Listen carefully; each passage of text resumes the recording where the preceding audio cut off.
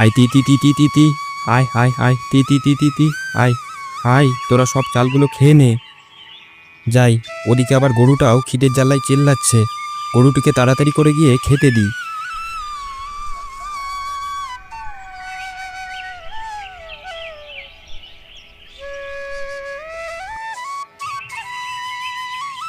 এই তো সংসারের অবস্থা। তোকে যে ঠিকঠাক দুবেলা খেতে দেব সেটাও তো পারি না। এই নে, এই ঘাস কটা তুই তাড়াতাড়ি করে খেয়ে নে।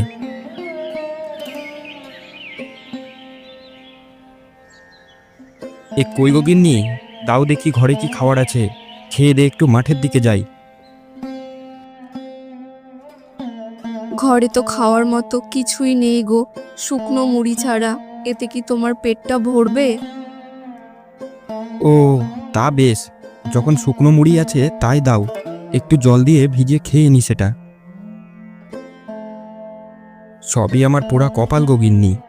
না পারি বেশি টাকা রোজগার করতে, না পারি তোমাদেরকে দুবেলা ঠিকমতো ভালো খেতে দিতে। তুমি এত চিন্তা কেন করো বলো তো?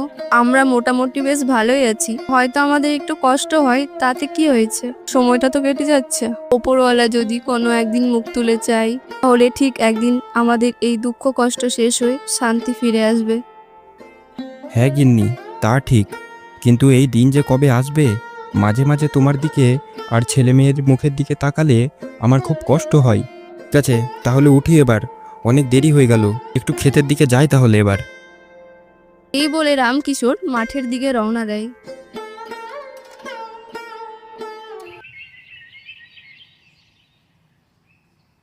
ওমা, দেখো না, আমাদের মুরগিতে একটা ডিম দিয়েছে। ডিমটা সাবধানে নিয়ে গিয়ে ঢপের মধ্যে ভরে রাখ।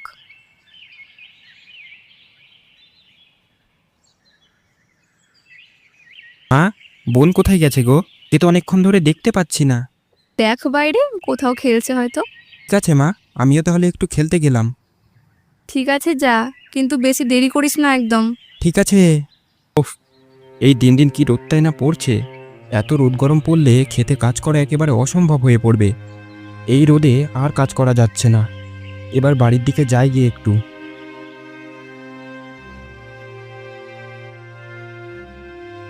রামকিশোর মাঠের কাজ শেষ করে বাড়ি ফিরে এলো। এই কোথায় গেলে গো গিন্নি? এক গ্লাস জল দাও দেখি, তেষ্টা পেয়েছে যে।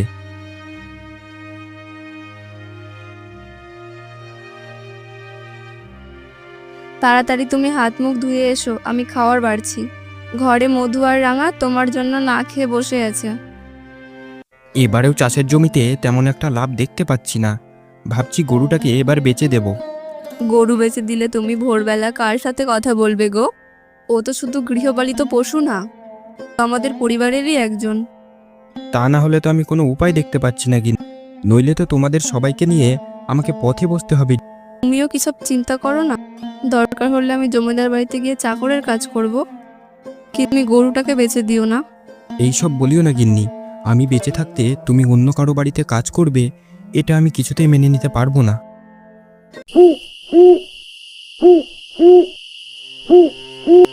এই পরিবার ঘর সংসারের চিন্তায় যে চোখে ঘুমও আসছে না।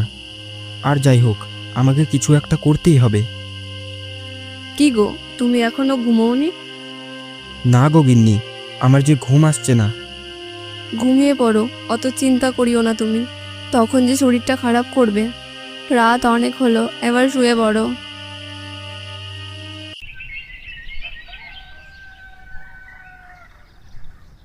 পরের দিন সকালে রাঙা দেখতে পেল তাদের বাড়ির পেছনের দাওয়ায় এক পুরনো কলা গাছের আগায় দেখলো একটা বড় মোচা।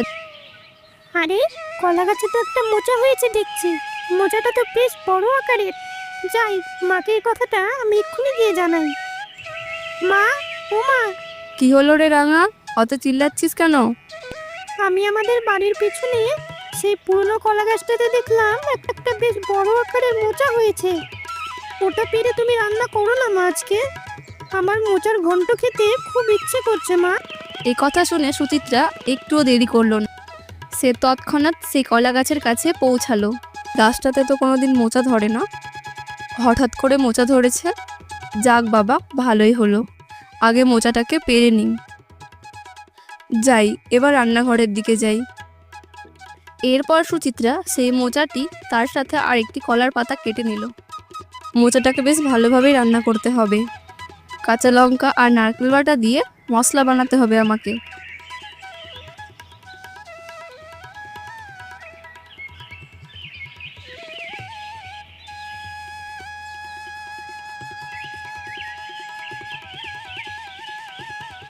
মা, কি রান্না করছো গো তুমি? এত সুন্দর যে গন্ধ বেরোচ্ছে।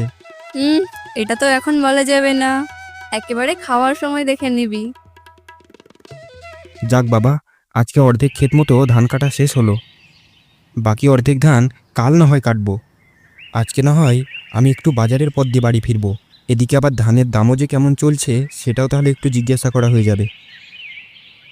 এই বলে রামকিশোর বাজারের পথের দিকে যেতে লাগলো। এবার যে ধানের দাম কেমন হবে কে জানে। সময়টা যা খারাপ যাচ্ছে। যাই হোক, ধানের দামটা যদি এবার একটু বেশি পাওয়া যায় তাহলে গিন্নির জন্য একটা ভালো শাড়ি আর ছেলে মেয়েদের জন্য একটা জামা কাপড় কিনে নিয়ে যাব। বেচারা গিন্নি আমার মুখ ফুটে কোনোদিনও আমার কাছ থেকে কিছু চাই না যে। হে উপরবালা, তুমি একটু দেখো এবার।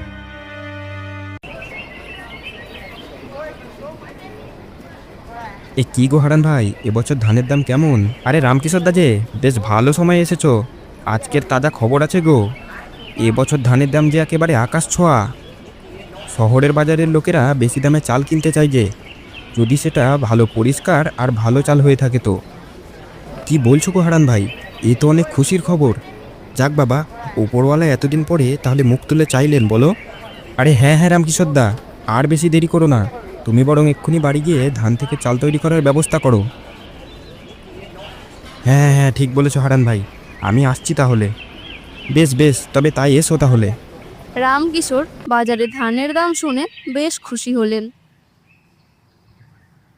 আজ গিন্নিকে এই খুশির খবর দিয়ে একেবারে চমকে দেব। কই গো গিন্নি, কোথায় গেলে?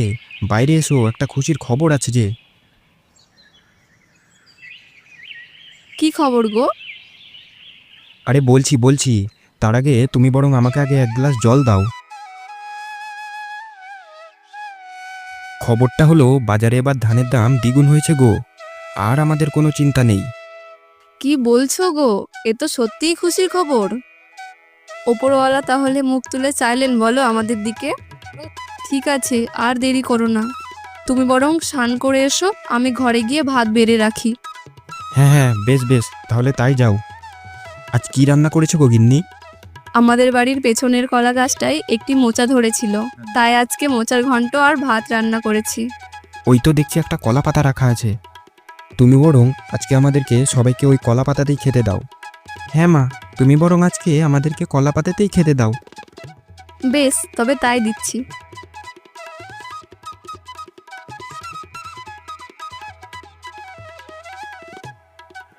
ওহ গিন্নি, তোমার হাতের রান্নার কোনো জবাব নেই যে। মোচার ঘন্টটা এত সুন্দর হয়েছে যে কি বলবো তোমায়। একেবারে আঙুল চেটে খাওয়ার মতো ব্যাপার যে। তাহলে আর একটু ভাত দিই তোমায়। না না গিন্নি, আমার পেট একেবারে ভরে গেছে। আমি আর ভাত খেতে পারবো না। আমাকে আর একটু ভাত দাও মা। আজকে যে এই মোচার তরকারিটা খুব সুন্দর হয়েছে খেতে। আমাকে একটু দিবে মা? আচ্ছা বাবা, দিচ্ছি। একেই বলে কলার পাতায় মোচার ঘন্ট। আরেকটি দরকারি কথা ছিল গিন্নি, শোনো তাহলে। কালকে আমাদের সব ধান কাটার পরে সেগুলো ভালোভাবে ঝেড়ে পরিষ্কার করে ফেলতে হবে আমাদের। তারপর সেই ধান থেকে চাল বের করে আমরা চালের প্যাকেট তৈরি করব। এটা তো অনেক ভালো বুদ্ধি, তুমি বরং তাই করো। আমিও তোমার হাতে হাতে কাজ করে দেব। পরের দিন রামকিশোর তার ক্ষেতের সমস্ত ধান কাটা শেষ করে। এরপর সেগুলি পরিষ্কার করে চাল বের করে। গিন্নি, তুমি বরং চালের প্যাকেট তৈরি করো, আর আমি বরং এই চালের প্যাকেটগুলোকে ভালোভাবে সাজাই। এইভাবেই রামকিশোর এবং তার স্ত্রী তারা দুজনে একসাথে পরিশ্রম করে চালের প্যাকেট তৈরি করে এবং রামকিশোর সেগুলি হাটে বিক্রি করে বেশ মোটা টাকা আয় করে। এরপর রামকিশোর তার স্ত্রী ছেলে মেয়ের জন্য একটি ভালো দোকান থেকে জামা কাপড় কিনে বাড়ি যায়। তারপর থেকেই তারা সুখে শান্তিতে একসাথে বসবাস করতে থাকেন।